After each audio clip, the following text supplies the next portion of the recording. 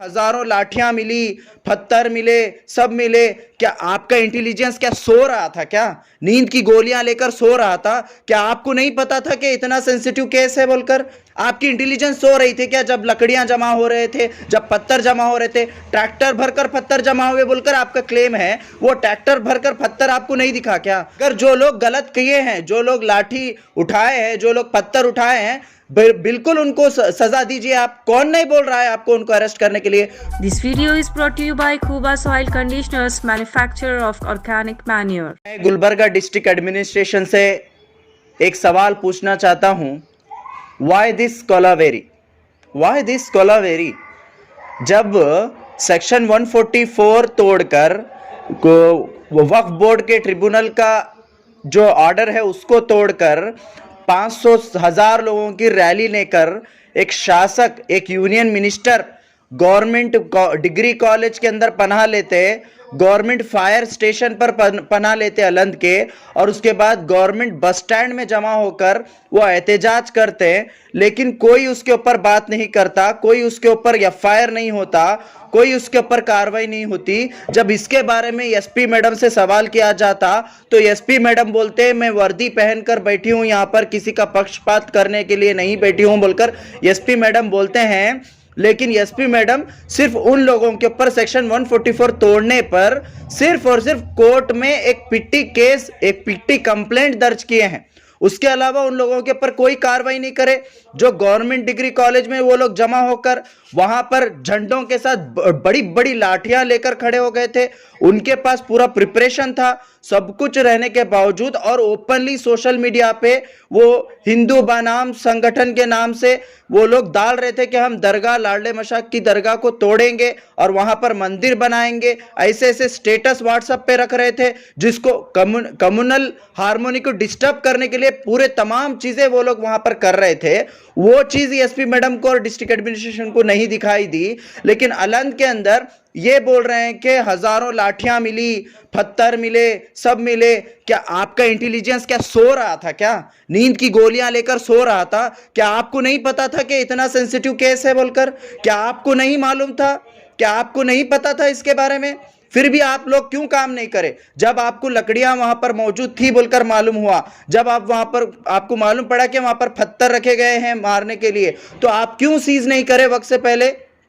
जब आप बोल रहे हैं कि 28 को ही बिफोर एक दिन पहले ही आपको मालूम था, आप एफआईआर भी करे थे, वो करे थे, ये करे थे, आप दो जगह दो बयानबाजी कर रहे हैं। आप एक ओहदे पर हैं, आप एक आईपीएस ऑफिसर हैं, आप एक आईएएस ऑफिसर हैं, आप लोगों को किस तरीके से बात करना चाहिए आपको खुद को नहीं मालूम? अगर जो लोग गलत किए हैं, जो लोग लाठी उठाए हैं, जो लोग पत्थर उठाए हैं, बिल्कुल उनको सजा दीजिए। आप कौन नहीं बोल रहा है आपको उनको अरेस्ट करने के लिए? कौन नहीं कह रहा है आप उनके ऊपर कार्रवाई करने के लिए? लेकिन आप लोग क्या कर रहे थे? आप लोग सो रहे थे क्या? आपकी इंटेलिजेंस सो रही थी क्या जब लकड़ियां जमा हो रहे थे, जब पत्थर जमा हो रहे थे? ट्रैक्टर भरकर पत्थर जमा हुए बोलकर आपका क्लेम है, वो ट्रैक्टर भरकर पत्थर आपको नहीं दिखा क्या? क्या आपके आंख बंद थे क्या? तो ये सबसे बड़ा सवाल है। उसके बाद जो अलंद के अंदर ये बोल रहे हैं कि हम पीसफुली वहां पर सब कुछ मैनेज किए, ऑलरेडी पूरी चीजें तयशुदा थी, 10 लोगों को भेजने का तय था, यहां से 5, वहां से 5। जब ये सब कुछ तय था तो आप लोगों ने जनता को क्यों नहीं बताया? जब जनता को बताना चाहिए था ना आपको, आप क्यों पब्लिक को नहीं बताया? तो आप चाहते थे ही ये होना है, आप इंटेंशनली आप चाहते थे कि ऐसा हो, ऐसा लगता है मुझे। आप दरगाह कमेटी के ऊपर ढकल रहे हैं। आप बोल रहे हैं एक तरफ डीसी सर जैसे ही पूजा करके बाहर आने के बाद पब्लिक टीवी पे, टीवी चैनल्स पे, सब जगह पर बयान देते हैं कि दरगाह कमेटी पूरा कोऑपरेट करी है, इसी के वजह से हम वहां पर जाकर पूजा करने में कामयाब हो गए उन लोगों को लेकर बोलकर आप बोलते हैं। आप लोग दो बातें क्यों कर रहे हैं? क्या आप लोग कर रहे हैं? दरगाह कमेटी एक तरफ आपको कोऑपरेट भी कर रही है, आप बोलते हैं, फिर उनके ऊपर बड़े बड़े सेक्शंस डालकर उन लोगों को, तमाम लोगों को आप अरेस्ट करे हैं, और उन तमाम लोगों को वो बाकी के लोग भाग गए हैं डर से।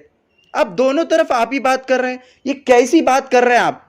तो टोटली कंफ्यूजन क्रिएट कर रहे हैं अवाम के अंदर।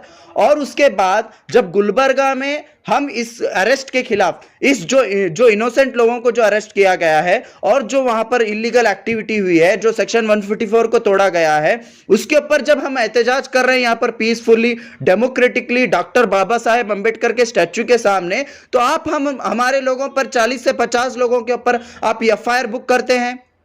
शर्म आनी चाहिए पुलिस डिपार्टमेंट को, शर्म आनी चाहिए। सेक्शन 144 तोड़कर 500,000 लोगों की रैली लेकर वहां पर बस स्टैंड में जमा होते हैं, वो जब आप एफआईआर नहीं कर सकते, आप बोल रहे एफआईआर हम नहीं कर सकते इसलिए हम कोर्ट में पिट्टी केस उनके ऊपर बुक करें।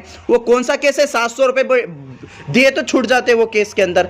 लेकिन यहां पर जो पीसफुली, जहां पर सेक्शन 144 नहीं है, कुछ भी नहीं है, पीसफुली जमा होकर एक साइड पर खड़े होकर, कोई ट्रैफिक डिस्टर्बेंस नहीं, वहां पर खड़े होकर प्रोटेस्ट कर रहे हैं, तो उनके ऊपर एफआईआर बुक करते हैं आप। तो यहां पर क्लियरली समझ में आता है कि डिस्ट्रिक्ट एडमिनिस्ट्रेशन टोटली बायास्ड होकर काम कर रहा है। तो इसी के लिए हम सरकार से डिमांड करते हैं कि इमीडिएटली इसके ऊपर फेयर एंड क्लियर इन्वेस्टिगेशन हो। हम लोग भी फैक्ट फाइंडिंग रिपोर्ट निकालेंगे और फैक्ट फाइंडिंग के साथ में एसपी और डीसी और जितने भी यूनियन मिनिस्टर और जितने भी लोगों को कटघरे में खड़ा करेंगे। हम लोग ह्यूमन राइट्स जाएंगे और women and children welfare department को जाएंगे।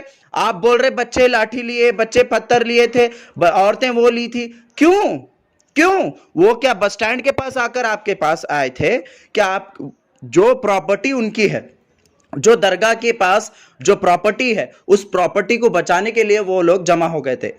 वहां पर क्या हुआ?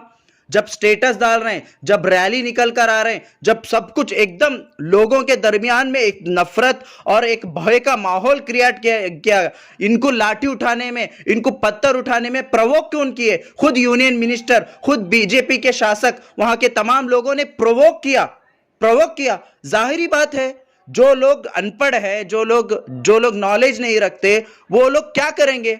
अपने घर को बचाने के लिए कुछ ना कुछ करेंगे ना, कुछ ना कुछ करेंगे।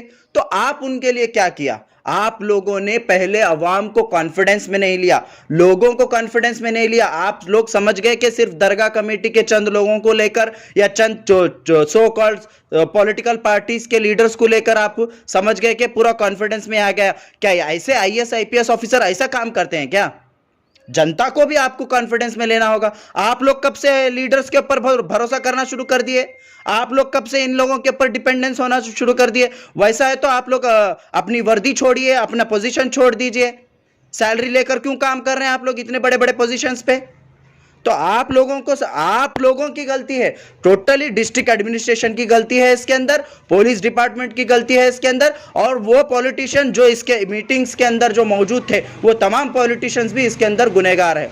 इसीलिए ये आम आवाम सफर कर रही है। मैं एसपी मैडम से और डीसी सर से यही रिक्वेस्ट करता हूं, यही डिमांड करता हूं, जिन लोगों को भी आपने इलीगली इनोसेंट लोगों को जो अरेस्ट किया है उनको इमीडिएटली रिहा करें। हाँ, आपके पास वीडियोज हैं, आपके पास ऑडियोज हैं, जो कुछ भी हैं, आप उनके ऊपर कार्रवाई करिए। इनोसेंट्स को छोड़ दीजिए, उनको ऊपर हरास मत करिए, और वहां जो 144 लगाया गया है उसको नॉर्मलाइज करिए और जो रेगुलराइज करिए दरगाह को। वहां पर अभी तक अज़ा नहीं हुई है, अभी तक नमाज नहीं हो रही है, जियारत नहीं हो रही है, रेगुलराइज करिए। बहुत सारे लोग वहां पर परेशान हैं, वहां पर रोजमर्रा की चीजें परेशान हैं, तो वहां पर नॉर्मलाइज करिए और लोगों को आसानी करके दीजिए। यही मेरा डिमांड है।